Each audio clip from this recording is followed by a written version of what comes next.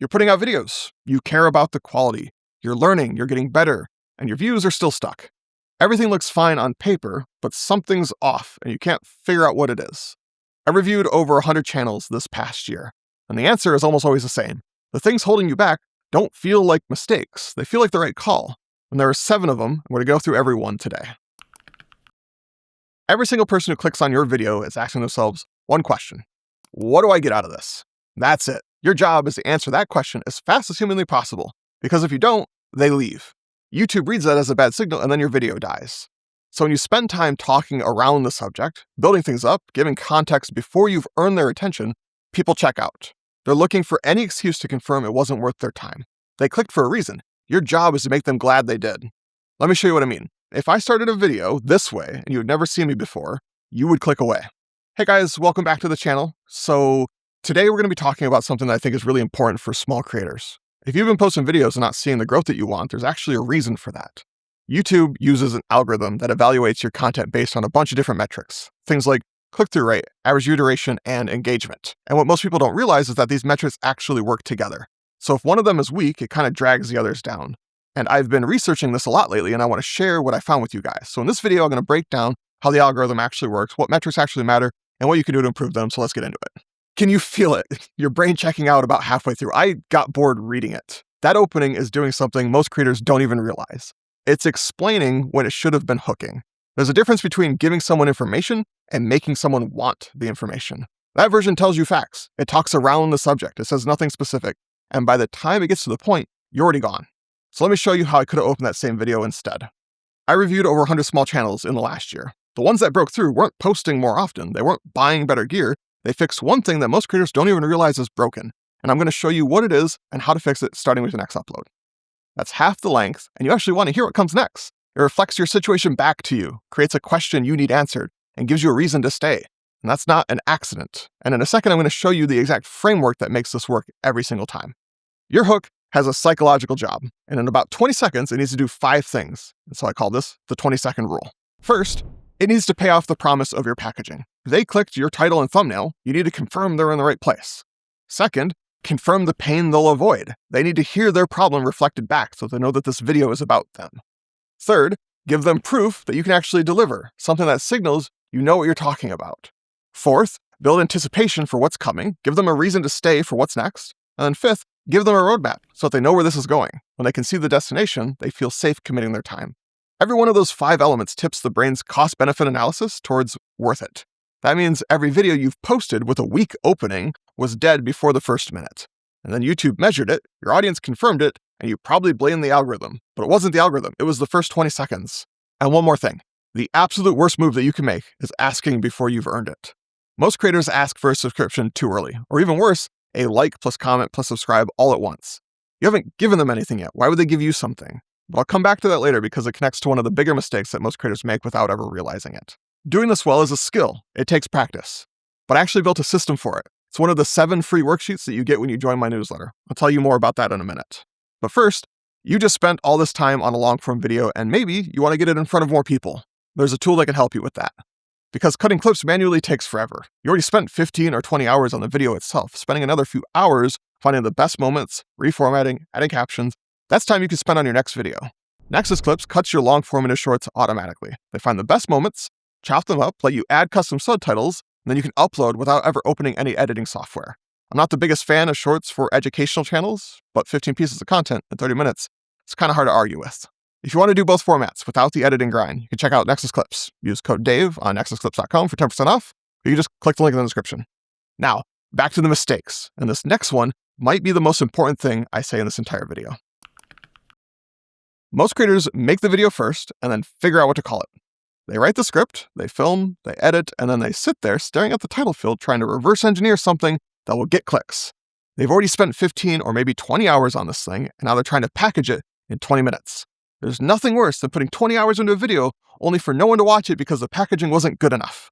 And that's exactly what happens when you treat titles and thumbnails as an afterthought. So let me show you why this process is completely backwards and what to do instead, because once you flip it, you'll have a much better chance at growth. Your video is making a promise. The title and thumbnail are the promise. The content of the video needs to pay it off. So why would you build the payoff before you know what you're promising? Starting with packaging that works and then building from that is one of the biggest unlocks that you can have as a creator. Instead of hoping you can reverse engineer a good title from a finished video, you start with something that is inherently clickable, something that anyone would see and then think, yeah, I want to watch that. I spent a day making thumbnails for this video before I figured out what the 7 things even were, because I needed you to choose to click on this video. If you don't click, you don't watch. None of that matters if you never press play. That means every video you've ever made where you came up with the title at the end was a gamble. You bet 20 hours of your life that you could reverse engineer a good package from a finished product. Sometimes you win that bet. Most of the time you don't. Now, some of you are thinking, I can't do that. I make recipe videos. I need to cook the food first. Or my video is about a trip that I need to go on first. Or I'm a gaming channel and I don't know what happens until I play. This is a limiting belief. Think outside the box for a second. For the cooking example, you can find the thumbnail composition without having the food cooked. Think about other channels in your niche. What has worked for them? How do they frame things? What text do they use? You can plan the camera angle, your expression, the negative space, the text. You can plan your shirt color to contrast your kitchen from that angle, the color of the plate so the food stands out. You can do all of this without the food at all to see if it works. And if you make educational content, you don't even have that excuse. You already know the topic. You know the viewer's pain. You have everything you need to test whether a title and thumbnail would make someone click before you write a single word of the script. The structure of the video should serve the packaging promise, not the other way around. This video you're watching right now is built exactly that way. So here's how the process actually works. You start with an idea. It can come from anywhere. And then you use your audience analysis to make sure that it's something that they actually care about. And if it's not, you don't make it. After that, you validate it. Has someone else made something on this topic before? Can you add something new to the conversation? Do you have a specific story about it? Do they miss anything? Do you need to translate it to fit your audience better? This video is an example. It's based on an outlier from the writing niche that I translated for YouTube creators. Go use 1 of 10. They're not even sponsoring this video, but I spend literally hours using it for every single video before I commit to scripting or filming a single thing. And I have checklists that I run every title and thumbnail through before I write a single word of script. My title validation system and my thumbnail validation system. These are 2 of the 7 free worksheets that you get when you join my newsletter. The link is in the description. All 7 cover the exact systems that I use to plan, write, and package every video I make. Over 50% of your time spent on a video should go to the title and the thumbnail and the first 20 seconds. And that's a conservative number. Ask any creator who's made it past where you are right now, and they'll tell you the same thing. So now you've got the packaging right and the opening right, but there's a structural mistake happening inside your videos that's killing your attention, and your brain is literally wired to make it, and that's what mistake number 3 is. This one is sneaky because it feels like you're being a good teacher. You think being clear and direct means stating the point first and then explaining it. Point number 1 is your hooks need to create curiosity instead of explaining things, and then you spend the next several minutes explaining things. You gave them the answer. Now you're justifying it to someone who already has what they came for. That's like handing someone the last page of a book and then reading them the first chapter. Why would they keep reading? You already spoiled the ending. One of my early videos made this exact mistake. It's so natural. Your brain organizes information that way. Conclusion first, evidence after. But video doesn't work like an essay. In video, the setup is the value. The tension is what keeps people watching. The payoff is the reward for staying. So let me prove this to you right now. I can tell you what all 7 mistakes are right now. They are explaining your hook rather than hooking, making your titles and thumbnails after your video, giving the answer before the tension, signaling you're speaking to one audience but talking to a different one, making the video about yourself instead of the viewer, not studying what works, and copying what works without understanding why. But are you going to learn anything from that? Without the context, without the examples, without me making it relatable, it's just noise. You can go to AI and ask for 7 mistakes and hear the same thing. Instead, you're this far into the video because I've been setting things up, helping you understand why these are mistakes that you can't see and how to fix them. And that's not an accident. Every point so far has been structured this way. You felt the problem before you heard the fix, and that's the whole point. So the fix is a 3-part structure. Setup, tension, payoff. Instead of leading with the point, you flip it. Build the context first. Get people to understand the problem, make them feel why it matters, and then deliver the answer so that they actually internalize it. Here's a quick example. So the before would be, the best way to grow on YouTube is to study your niche. Here's how to do that. And after. Most creators in your niche are getting views you're not. They're not better than you. They're not luckier than you. They just figured something out that you haven't yet. Let me show you what it is. It's the same information, but the second version makes you want to hear the answer. The first version gave it away for free. So every time you lead with the answer, you're giving people permission to leave. You've handed them what they came for. Why would they stay? And if you're anything like me, your brain doesn't naturally think this way. That's why I'm such a big fan of scripting. That's why structure matters. So you can catch the instinct to explain and turn it into the instinct to hook. Now you've got the structure, right? But mistake 4 is even harder to catch because it happens before you even write a single word of script. And it's one of the reasons I almost made a critical error when planning this video. Imagine you see a video titled 7 Mistakes Every Beginner YouTuber Makes. And then you click it, and the first thing you hear is, if you're looking to grow your business so you can make more B2B sales, you need to know these 7 mistakes to avoid. Do you see the disconnect? The title said beginner, and the content said advanced B2B. 2 completely different people. One clicked expecting foundational YouTube advice, and the other showed up to a sales strategy seminar. Or if the title says YouTube, but then the video opens with, if you want to actually win on social media in 2026, YouTube is not all social media. The person who clicked wanted YouTube advice, and you just told them this video is about something broader than what they signed up for. This happens constantly when you know your subject inside and out. You can take for granted what's obvious because you're immersed in it every day. You live in that community. There's nothing wrong with speaking to that community. The problem comes when you're signaling one thing and then you deliver another. That viewer clicked expecting one thing and then got something else. YouTube tracked that they left early. Your video got scored lower, and you have no idea that it happened because the content was technically good. It just wasn't for the person who clicked. I almost made this mistake on this video. This video is about craft mistakes that you make without realizing they're killing your growth. That's what I set up in the hook.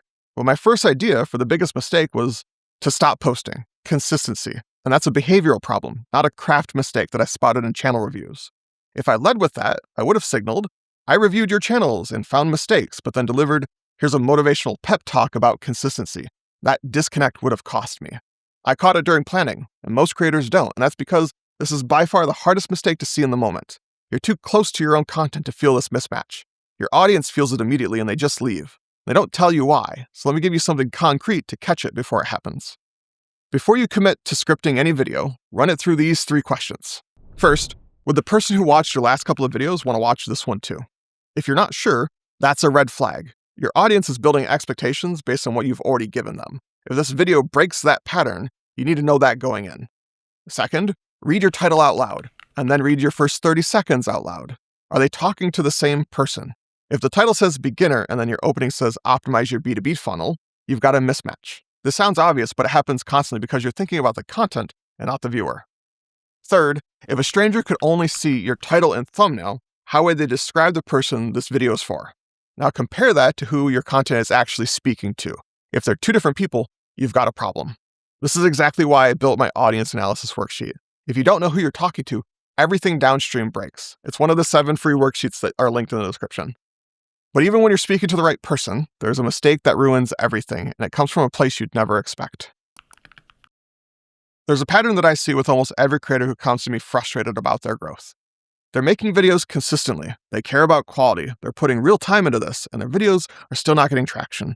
So I look at their content, and within 30 seconds, I can usually spot what's going wrong. But it's not something they'd ever catch on their own. It starts in the planning phase, before the script, before the camera. You sit down and you ask yourself what you want to make, what you're excited about, what you're inspired to talk about. And those feel like the right questions. They feel like passion, and passion is supposed to be a good thing. But there's something hiding inside that instinct that quietly kills your videos. And I know because I used to do it constantly. Let me show you. Hi, my name is Dave Jeltema, and I teach aspiring content creators how to get eyeballs on their projects. And you might be thinking, why the heck should I listen to anything you have to say? That's a good question. In fact, it's the whole point of this video. You probably shouldn't, at least not all the time. That's an intro to a video that I made when I was getting under 1,000 views per video. I talk about myself versus addressing what the viewer actually needs. My name, my channel, my goals, my philosophy, my approach. At no point does the viewer hear what the problem is that I'm going to help them solve. I was so focused on making something that felt authentic and real, I was missing the bigger picture entirely. And it wasn't until I understood what value first actually means that anything changed. Because value first doesn't mean be generous, it means something much more specific. That video was about me, not the viewer. That's the mistake. And it's not obvious because it doesn't feel selfish. It feels natural. You started from what excites you, and that excitement carried you through the whole video without ever stopping to ask 2 words that would have changed everything. Who cares? Not in a mean way, but genuinely. Who is asking for this? What problem does it solve? When a creator comes to me excited about a video idea, like, I want to make a video about how I organize my content calendar, my gut reaction is, who cares? The content calendar video could absolutely work, but only if you flip the lens. Here's how I organize my content calendar becomes, here's what's costing you views every week. It's the same knowledge. It's a completely different reason to click. One starts with you, the other starts with them. When you start from what you want to talk about, you very often end up making videos that don't speak to the same person as your other videos. In order to grow on YouTube, you need to make videos that people want to watch, get deep into, and then want to watch something else you've made. Starting from yourself scatters your audience. You can make the video you're most proud of to date and miss the point entirely, because pride and value aren't the same thing. You're proud of what you made. The viewer is asking what they get. This doesn't mean you can't share your passion, your experience, the things that inspire you. That's just step 2. Step 1 is being intentional about who you're speaking to, making it relatable to them. That's what value first means. All the stories that I've shared so far have been about my experience, my coaching calls, my channel, my planning process. But every single one of them was in service of helping you understand how to stop making these mistakes. This video is about you, and that's why you're still here. You can be the main character of the story, but the viewer has to be the main character of the video. That means every video you've ever made that started with, I want to talk about, was a coin flip. Sometimes you land on something that the viewer also wants. Most of the time, you don't. You can't build a channel on coin flips. Now, everything we've covered so far assumes you're at least trying to make good content. But some of you are skipping a step that comes before all of this, and it might be the most common mistake that I see. I can tell within 30 seconds of looking at a channel whether the creator's study is what works. The titles don't match what's performing in their niche. The thumbnails look nothing like what's getting clicks, and every video feels like a guess. Because it is. Think about it this way. Imagine you're opening a restaurant in a neighborhood that you've never eaten in. You don't visit the other spots on the street. You don't look at their menus. You don't see what people are lining up for or what places are empty. You just open the doors and cook what you think is good.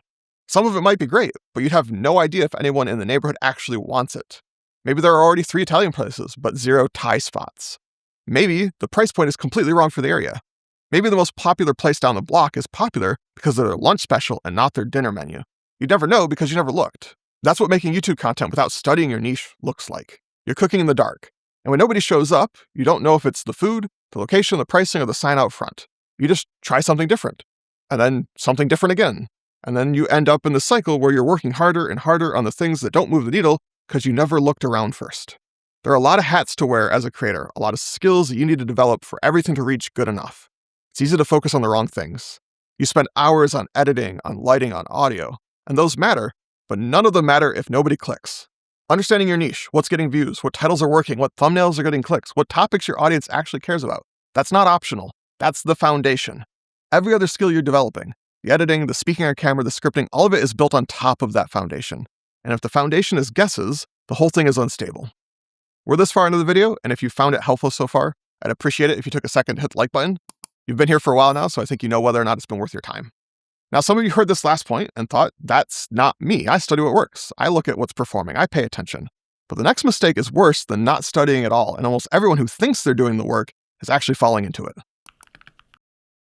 So you're studying what works. You're paying attention. You're looking at what's performing in your niche, and your growth still isn't matching the effort you're putting in. There's a trap hiding inside the studying itself, and almost everyone falls into it. Let me show you what it looks like. So many creators say, like, comment, and subscribe, all at once, often within the first minute of their video.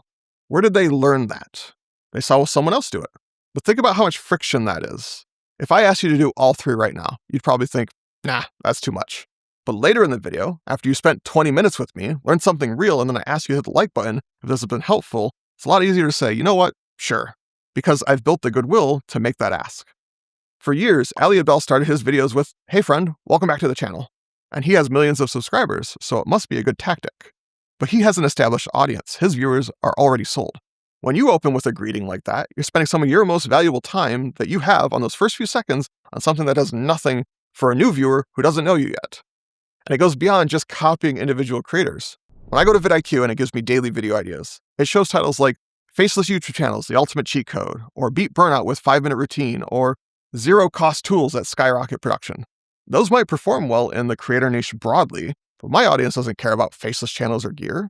Do you see the pattern? The like, comment, subscribe phrase, the Ali Abdal greeting, the vidIQ titles, every single one of those came from studying what works. The problem isn't the studying, it's that you're copying the surface without understanding the mechanic underneath. What works for a creator with 10 million subscribers is a completely different mechanic than what works for you. They already have loyalty, you're still earning trust. Copying their tactics without understanding the difference is like a beginner copying a pro athlete's training program. The movements look the same, the context is completely different. The friendly greetings work when your audience already knows you. The vidIQ titles work when it matches your specific audience, not just the broader niche.